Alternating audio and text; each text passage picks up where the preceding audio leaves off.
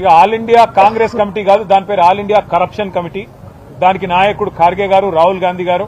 ఈ all India corruption committee, all India corrupt Congress ఏదైతే ఉందో మరి ఎట్లా కరప్ట్ చేస్తుందంటే మా పార్టీలో గెలిచిన 10 మంది ఎమ్మెల్యేలని తీసుకుపోవడమే కాకుండా స్పీకర్ గారి కాడనేమో అబద్దాలు, లే మేము పార్టీ మారలేని అబద్దాలు, బయటనేమో స్టార్ క్యాంపెయినర్లలో ఏఐసీసీ లిస్ట్ ఇచ్చింది. అందులో సిగ్గు లేకుండా ఖైరతాబాద్ ఎమ్మెల్యే దానం నాగేందర్ పేరు కూడా ఇచ్చిందంటే ఎంత గొప్పగా పనిచేస్తుందో కాంగ్రెస్ పార్టీ దీన్ని బట్టే చెప్పొచ్చు. కానీ ఈరోజు కాంగ్రెస్ పార్టీ కంటే కూడా మేము కోరేది మళ్ళొక్కసారి ప్రజల ఆరోగ్యాలు పట్టించుకోండి. టిమ్స్ ఆసుపత్రుల నిర్మాణం వెంటనే పూర్తి చేయండి.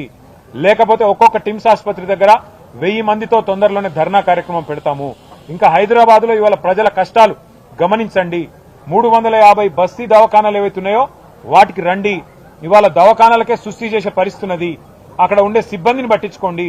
4-6 నెలలు జీతాలు ఇవ్వకపోతే వాళ్ళు ఎట్లా బతుకుతారు? ఇది మా పార్టీ తరఫున మేము అడుగుతున్న ప్రశ్న. హైదరాబాద్ అంతటా చేసిన ఈ కార్యక్రమాన్ని కొనసాగిస్తాం. వాళ్ళకు న్యాయం జరిగేదాకా పోరాడతాం. Thank you.